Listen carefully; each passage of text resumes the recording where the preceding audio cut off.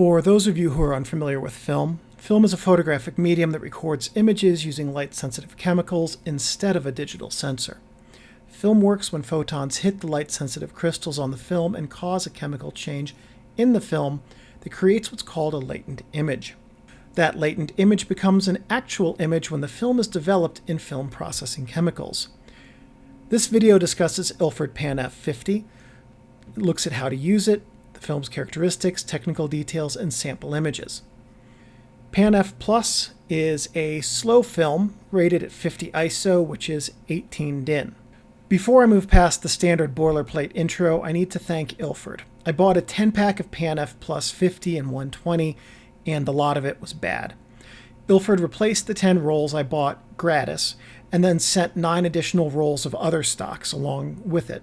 Let me make sure I'm clear that there was no quid pro quo for this review.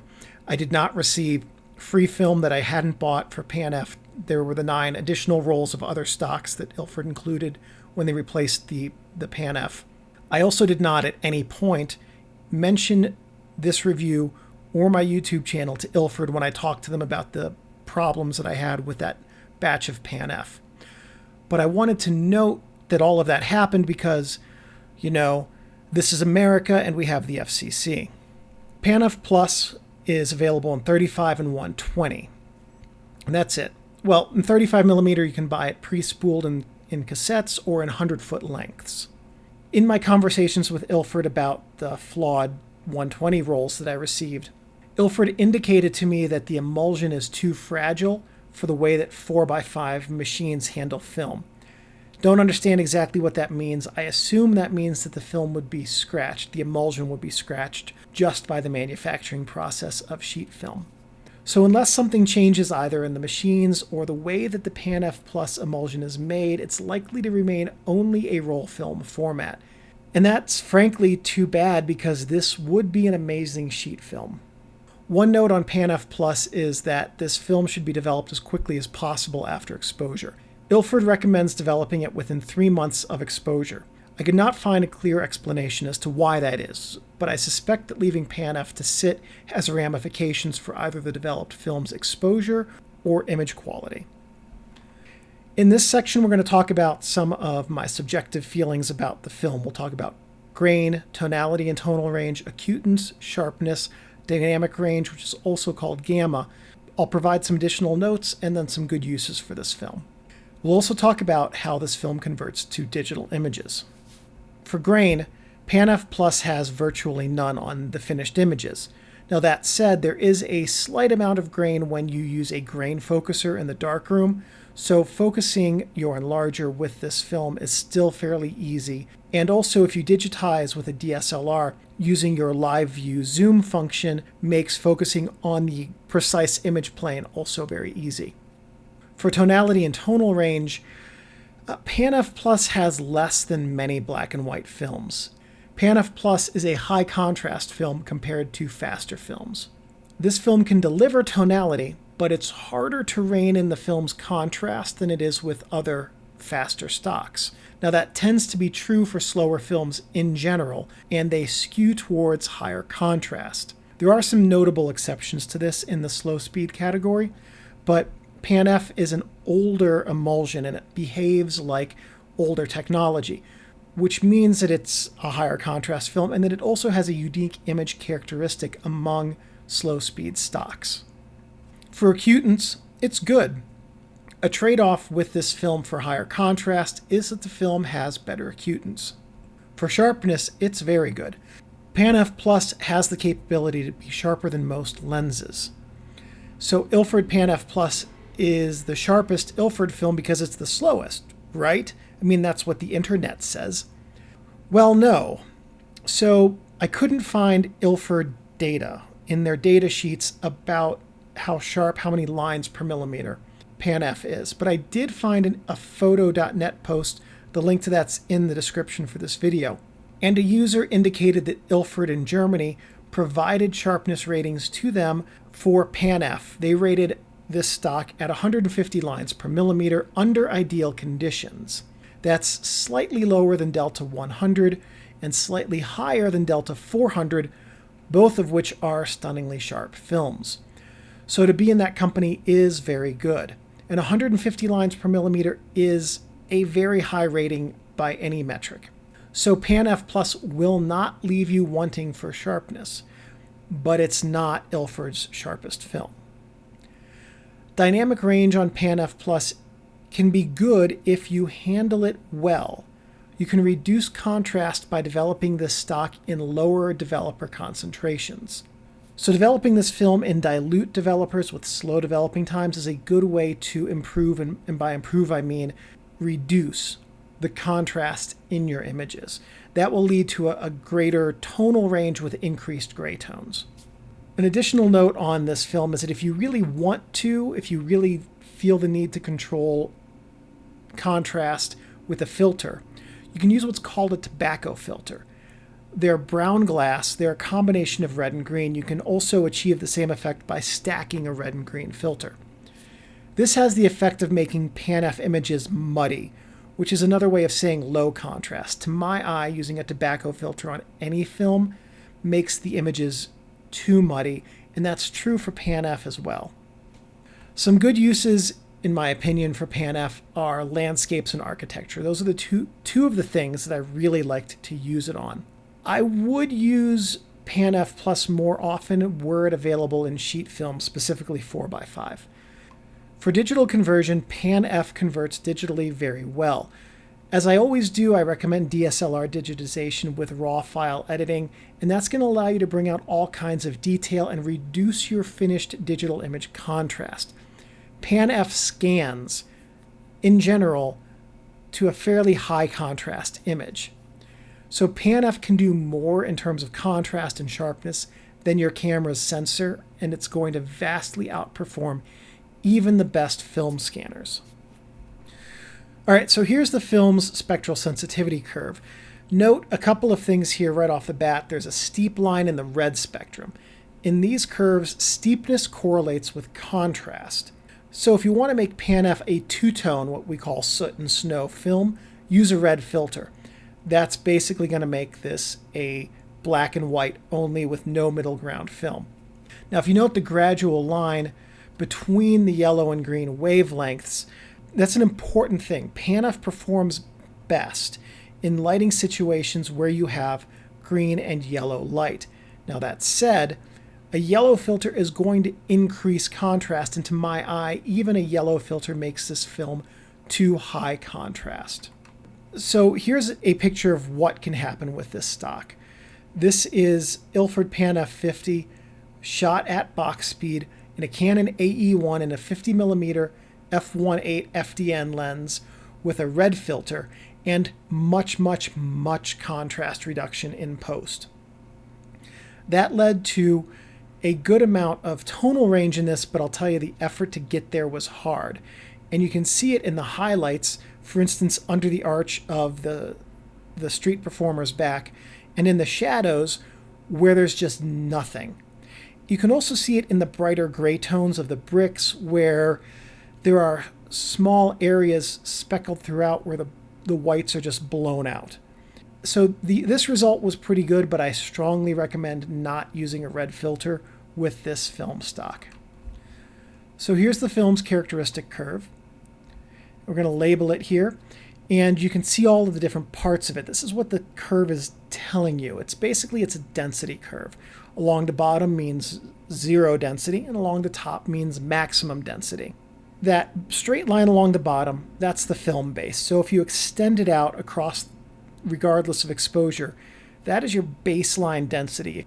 If you took a roll of film, didn't even put it in a camera, and developed it, that's the density, that film base that your images would all have. Now the inertia point is the point at which the film emulsion starts to record an image. You can see that's pretty far out here. So it does take a decent amount of light for this film to start getting an image of any kind on the emulsion. The toe is where your shadows are. A toe like that is telling us that we're getting from the inertia point into the gamma, the majority of the image, fairly gradually. That is going to give us dark shadows. The gamma, which is the straight line there, doesn't have a whole lot of range to it. It only goes up to slightly over 1.5 in terms of your density. That's not much. A longer gamma line is going to give you more tonal range.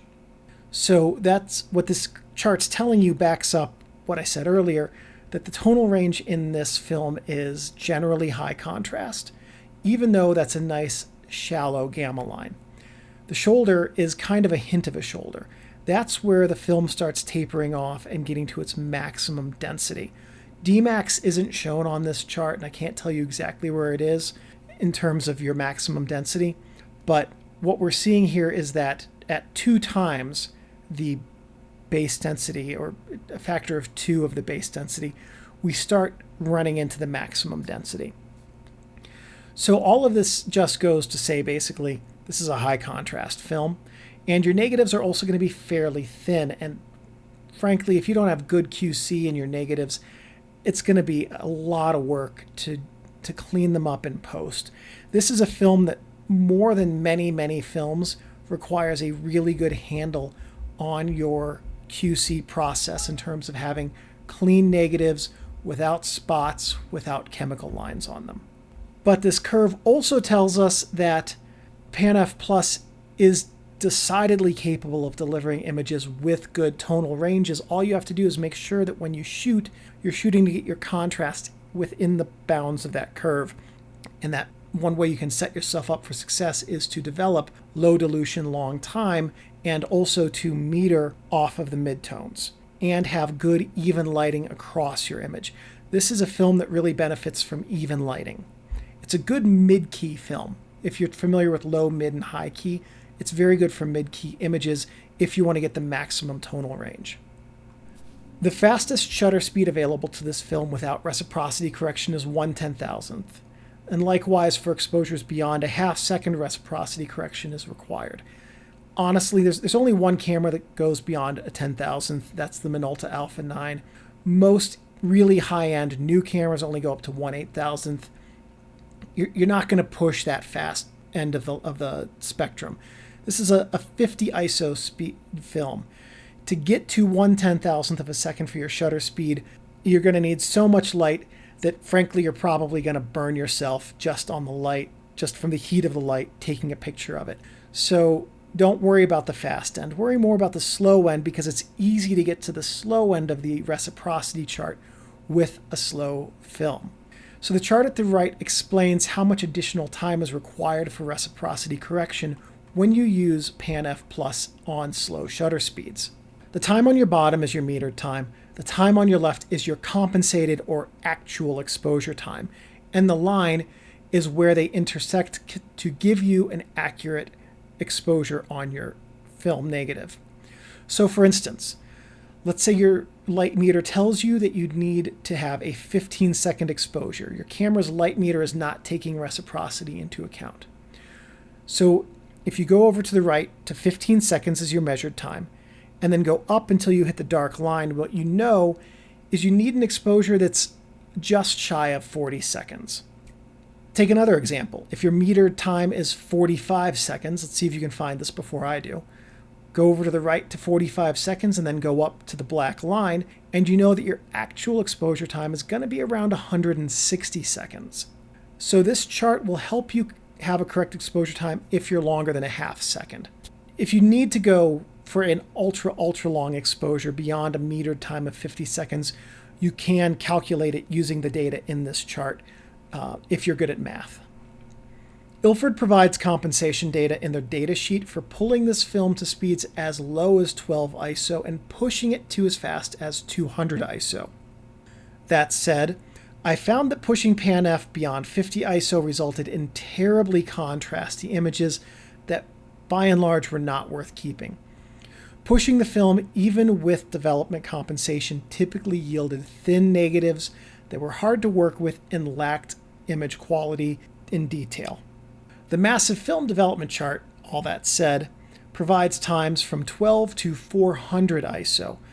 I have trouble believing that images at 400 ISO with this film will reliably produce good results. I pulled PanF to as slow as 12 ISO and found that below 25 ISO it had too little contrast for my eyes. So if you're looking for ways to control contrast, pulling the film is another good technique. Personally, I think that PanF Plus makes a wonderful 25 ISO film and a very nice 32 ISO film. Slower down to 25 ISO really reins in the contrastiness of the film and delivers some pretty good image results. I recommend shooting PanF Plus at 25, 32, or 50 ISO. 25 is a good low contrast rating compared to 50, and 32 splits the difference well between low and higher contrast. I do not recommend any filters other than maybe a circular polarizer. The film doesn't benefit from changing its image characteristic, other than from pulling it to reduce the contrast. Any of the warm color filters you could use will increase your contrast. Green filters should, in theory, reduce image contrast, but they're going to make your scenes look unnatural. Of the two formats that PanF is available in, I prefer it in 35mm. Shockingly, I know I never prefer stock in 35mm. I like that it comes in 100-foot spools, and I like that it yields images in 35mm that are very nice. I found that in 120, I didn't use it as often as I would like to have, and honestly, I didn't use it as often as I did for other films. There's no good reason for that. I simply didn't enjoy PanF Plus in 120 as much as I enjoy other film stocks in 120. So I ran PanF Plus through the gauntlet. I personally tried 14 different developer and dilution combinations. Now that does not include different sensitivity combinations, which bring the total even higher. Shot at 25 ISO, I liked D76 stock the most, which is strange because I also recommend shooting this in high dilution film developers. But when you pull the film a stop to bring in the contrast, using a faster developer like D76 stock worked very nicely. Shot at 50 ISO, I liked D76 plus 3, HC110 dilution B, which specifically I used L110, Legacy Pro 110, at 1+31. Rodinal plus 80 was another one of my favorite developers, although in general I found that Rodinal plays well with PanF Plus at any dilution. Xtol at any dilution was another good one. Basically, PanF is very adaptable. It works well with almost any developer you can find. I didn't find any that I looked at and just said, well, this is unusable, I'm never touching it again. So being an older stock, there's a wealth of developer data on this film out there. Whatever developer you use, you'll probably be able to find a combination that works for you. At 50 ISO, I strongly disliked D76 stock. I didn't hate it, but I strongly disliked it. I felt that it yielded images with too much contrast and greater grain than should have been present. Oddly, I also disliked Ilford 3 at any dilution at any speed at which I shot this film. Ilford 3 yielded images that I found to be too high in contrast. I don't think that the Ilford 3 contrast levels really benefited this film's inherent contrast. Beyond that, I didn't find other developers that I felt had poor results, and honestly, if you're going to use this film with D76 stock and Ilford 3, you can probably still get results that are good and may even fit your aesthetic. I did find my rolls that went to my photo lab had too much contrast, and I think that's also because my photo lab's developing temperature is higher and the developing time is shorter than what I use at home. So PanF Plus is a film that is really well suited for home development, especially with cooler water times and less active developers, meaning greater dilution or chemistry that is less active. So back when I started this series, I started collecting images for 4 film stocks: FP4 Plus, which was the first out the gate, Ultrafine 100, Ultrafine 400, and PanF Plus 50. So this was one of the first videos that I started putting together back when I initiated this series research and compilation in 2014. The video you're seeing now contains images that I captured over an 8-year period from 2011 to 2019. I doubt that any other video in the series will capture as much of my portfolio progression as this video does in terms of years. You can see in this video my editing evolution from where I was less careful about developing quality which resulted in many spots and other image flaws, to where now I have implemented a substantial number of improvements in my process quality for better results. I thought extensively about redigitizing and re-editing my old photos to take out spots.